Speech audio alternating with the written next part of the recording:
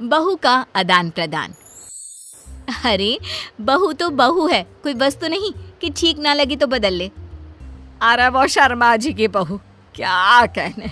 अरे कभी उसके घर जाओ, बहू रानी ऐसे नाच नाच कर चाय नाश्ता कराती है, मानो घर में मेहमान नहीं भगवान आ गए हो। एक हमरी वाली है, ना मुंह में मुस्कान ना चेहरे पर चमक। अरे ठीक है ना भाग्यवान, हर दिन बहू को कोसती रहती हो। हर किसी की अपनी कोई ना कोई अच्छाई तो कोई बुराई होती है। अरे रहने दीजिए, इस लड़की के अंदर तो मुझे कोई खासियत नहीं दिखती। बाप ने ना एक कौड़ी का दहेज दिया और बेटी भी दी तो बिल्कुल अलग ही लेवल की। अरे वो शर्मा जी की। लेकिन ये क्या, सामने खड़ी होती हैं शर्माई। सुन ली बहन तुम्हारी सारी बात, लेकिन जो दिख रहा है ना वो है नहीं। कैसी बात कर रही हो शर्माई? अब तक तो तेरे घर मुझे चाय नाश्ता खाना सब मिल जाता, और देख तुझे तो कोई नमस्ते तक कहने नहीं आया ना। अब क्या बताएं? क्यों, क्या हो गया? बहू में बुराई निकल नहीं रही है क्या? अरे बस करो तुम लोग, ये सोचो घर में 2 रोटी जो मिल रही है ना, वो यही तुम्हारी बहू दे रही है। क्यों? सास का गुस्सा ससुर को देखकर और सुनकर 7वें आसमान में पहुंच जाता है। देखो जी, वैसा तो शर्माई सामने है, बोल नहीं रही हूँ, लेकिन आंख देख लो मेरी, सब समझ में आ जाएगा कि क्या कहना चाहती हूँ। अरे रहने देना रमा, ये पति लोगों की मोटी चमड़ी होती है। पहले माँ के सगे होते हैं, फिर बहू के। अरे हम तो इन लोगों के घर बस घुइयां छिलने आए हैं। वहाँ शर्मा जी का भी यही हाल है, बहू ना हो गई यस बैंक का ATM हो गई है। तभी रमा देवी की बहू आ जाती है। नमस्ते आंटी, कैसी हैं आप? सीमा कैसी है आपकी बहू? आंटी चाय लेंगी?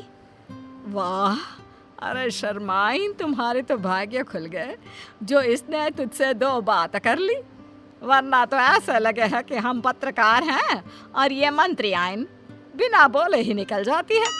अरे ठीक है बहू, जा जाकर अदरक कूट कर चाय बना दे। हाँ, और हमें भी दे दिया 2 प्याली। बहू चली जाती है।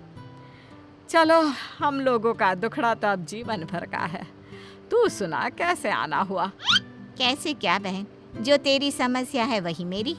अरे मेरी वाली से तो परेशान हो गई हूँ, रिश्तेदारों के सामने पता नहीं क्या क्या बोलती है, क्या बताऊँ अब।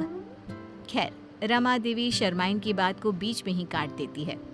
कम से कम बहू बोलती चालती तो है, चिड़िया की तरह आंगन में चीह चिहाती तो है। हमारी वाली की तरह तो नहीं ना, शुतुरमुर्ग की तरह गले में मुंह डालकर बैठी रहती है। क्यों? खैर खैर खैर, कौन है जिसे जो मिलता है उससे वो खुश होता है? नहीं ना कोई। तो ये दोनों भी नहीं है, लेकिन दोनों को खुश करने का एक तरीका था, दोनों की बहू बदल दो। अरे जिसको जो पसंद, जैसी पसंद वो रखे। क्यों, क्या गलत है?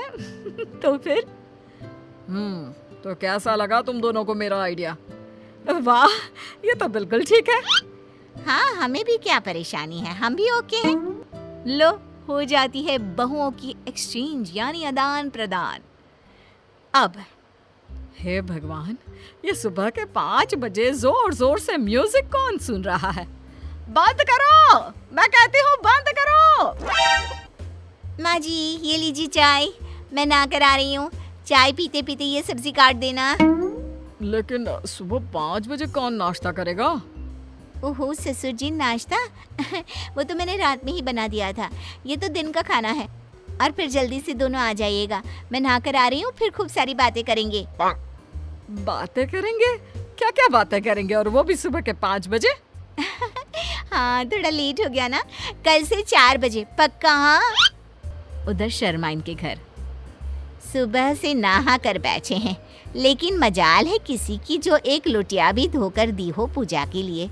पता है पंडितों का घर है, लेकिन ना जी ना। बहू, अरे ओ बहू। बहू सोकर भी नहीं उठती है। किसी तरह शर्माइन सुबह का काम करके बैठी होती है कि सामने बहू आ जाती है। क्या है माँ जी, क्यों चिल्ला रही हो? मुझे शांति पसंद है, शांति। इतना खचर पचर की आदत नहीं है मुझे। अरे मेरी बेटी आ रही है, समझी? तो खाना बना लेना। रमा देवी की बहू खाना बनाकर कमरे में सोने चली जाती है। ननद के आने के बाद, माँ क्या बात है, घर बिल्कुल सूना लग रहा है, भाभी कहाँ है? अरे सो रही है। लेकिन भाभी तो मेरे आने से चहक चहक कर स्वागत किया करती थी ना।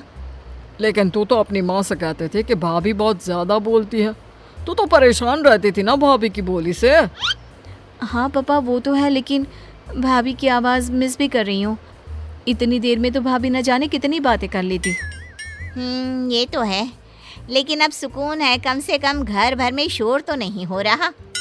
उधर रमा देवी, हे भगवान, आसपास के लोग आते जाते घर में झांकते जा रहे हैं कि कौन चिल्ला रहा है।